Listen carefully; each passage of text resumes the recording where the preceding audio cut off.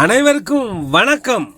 இந்த பதிவில் பார்க்க போகிறது இலங்கையின் முன்னாள் அதிபர் ரணில் விக்ரமசிங்கே குற்ற புலனாய்வுத் துறையினரால் அதிரடியாக கைது செய்யப்பட்டிருக்கிறார். இங்கிலாந்துக்கு சென்ற போது சொந்த பயணத்துக்காக 1,69,00,000 அரசு பணத்தை பயன்படுத்தியதாக அவர் மீது குற்றச்சாட்டு.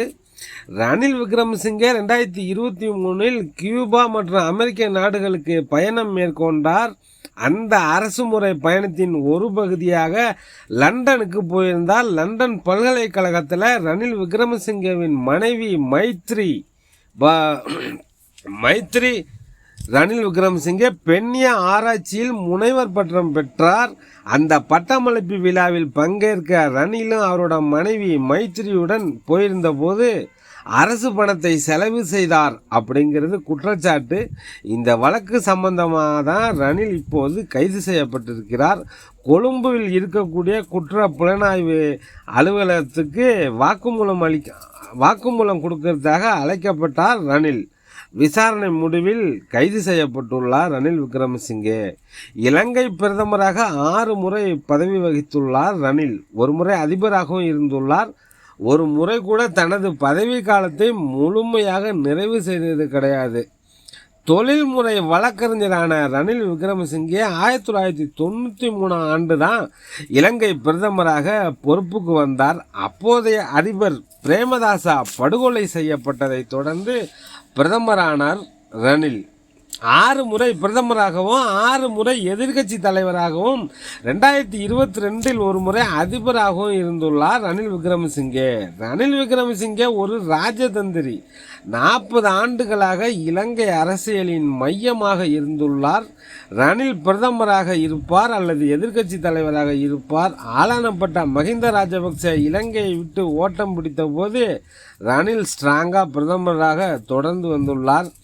இலங்கை அரசியல் வரலாற்றில் அரிதாக முன்னாள் ஜனாதிபதி கைது செய்யப்படுவது இதுவே முதல் முறை. தற்போது ஆட்சியில் இருக்கும் ஜேவிபி நல்லா பிளான் பண்ணி தான் ரணில் விக்ரமசிங்கேவை கைது செய்திருக்காங்க. இவருக்கு பிணை கிடைக்கக்கூடாது என்று சனி ஞாயிறு வரும்போது பார்த்து கைது செய்திருக்கிறார்கள்.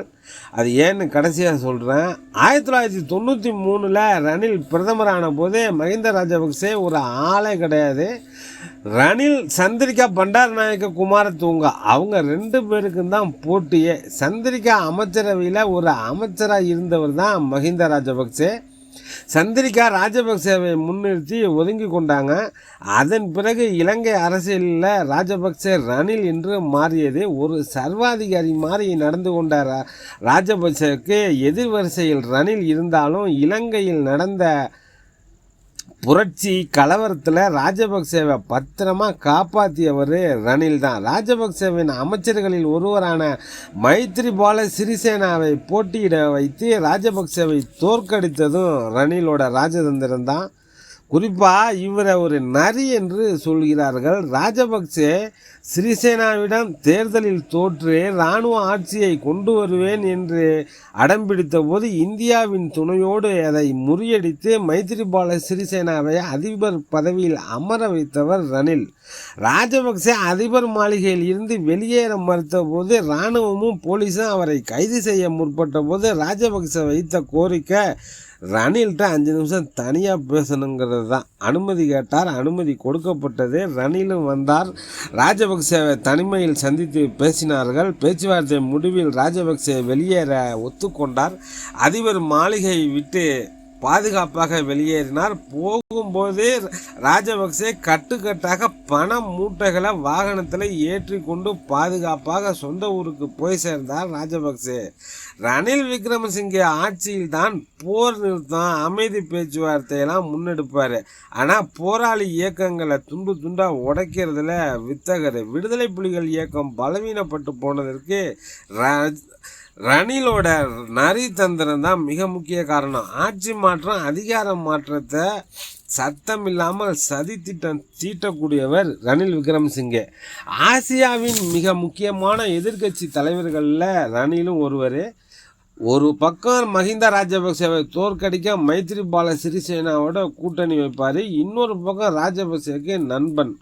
போர் முடிந்தபோது ராஜபக்சேவுக்கு எதிராக சரத் பொன்சேகாவை களம் இறக்கியது ரணில் தான். இப்போது ஜெயிலில் இருக்கும் ரணில் விக்ரமசிங்கவை பார்த்து நலம் விசாரிக்க ஜேவிபி தலைவர்களை தவிர அனைவரும் வந்துவிட்டார்கள். மஹிந்த ராஜபக்சே, மைத்ரிபால சிறிசேனா என்று அனைவருமே நலம் விசாரித்திருக்கிறார்கள். முன்னாள் அதிபர் சந்திரிகா பண்டாரநாயக குமாரதுங்கா வன்மையாக கண்டித்து அறிக்கை வெளியிட்டிருக்கிறார். சமீபத்தில் பிரித்தானிய ஊடகத்துக்கு ஒரு பேட்டி கொடுத்திருந்தார் ரணில் விக்ரமசிங்கவை அந்த நெறியாளர் கிடுக்குப்பிடி கேள்விகள் கேட்டு ஆதாரங்களை காட்டி மன உளைச்சலுக்கு ஆளாக்கினார். நெறியாளர் தான் அசிங்கப்பட்டதை உணர்ந்தே நடைபெணமாக சேர்ந்தார் இலங்கைக்கு. அதன் பின்னணியில் சில புலம்பெயர்ந்த தமிழர்கள் இருப்பதாக சொல்லப்படுகிறது. ரணில் எப்போவுமே ஒரு நரி தான். போராளி இயக்கங்களுக்குள்ள பிரிவினையை உண்டாக்கி வலுவிளக்க செய்தவர் ரணில். போர்க்குற்றம் புரிந்த இராணுவ அதிகாரிகளையும் கோத்தபய ராஜபக்சே, மஹிந்த ராஜபக்சேயையும் தண்டனையிலிருந்து காப்பாற்றியவர் ரணில் விக்ரமசிங்கே தான். தற்போது ஆட்சியில் இருக்கும் ஏகேடி அனில் குமார திசநாயக்கா ஒரு நேர்மையான ஆட்சியை கொடுப்பதாக சொல்கிறார்கள், செய்திகள் வருகிறது.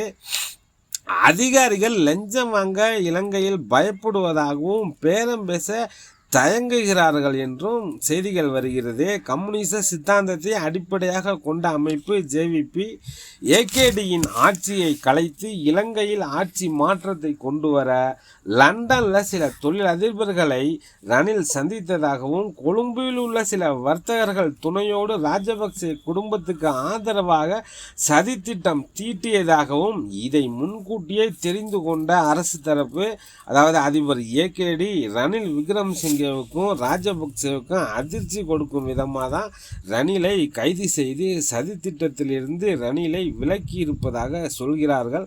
ஒரு நல்ல ஆட்சி, அதை அழிக்க நினைக்கிறார்கள் முன்னாள் ஆட்சியாளர்கள். அதனால்தான் ரணில் கைது செய்யப்பட்டிருப்பதாக செய்திகள் வருகிறது. ஓகே ஃப்ரெண்ட்ஸ், டெல்டா 7 நண்பர்களுக்கு நன்றி. மீண்டும் வேறொரு காணொளியில் சந்திப்போம். நன்றிகள் பல.